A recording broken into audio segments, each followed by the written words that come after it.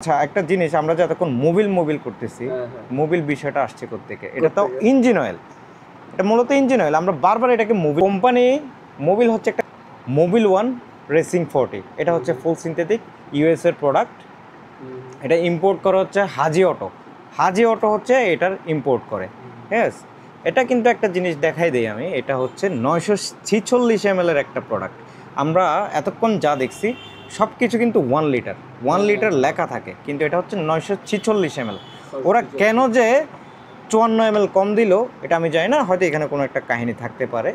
ওরা 946 ml এর প্রোডাক্টটা করে, ইউএস এর প্রোডাক্ট। আরেকটা বড় মজার বিষয় হচ্ছে, আমরা যত বাংলাদেশে মোবিল দেখছি আজ পর্যন্ত সবগুলার ক্যান খোলার পরে উপরে একটা সিল থাকে। Am I right?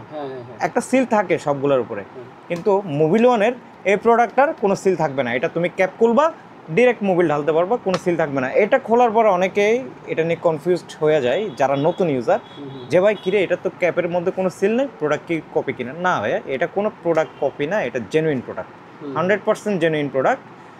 এটাতে তুমি সব কিছুই পাবা, একদম মাথা গরম টান, স্মুথনেস, হিটিং ইস্যু বাদ, হ্যাঁ, গিয়ার একদম স্মুথ পানির মতো, হ্যাঁ, অ্যাক্সেলারেশন পাবা ভালো, সব কিছু পাবা এই একটা প্যাকেজের মধ্যে।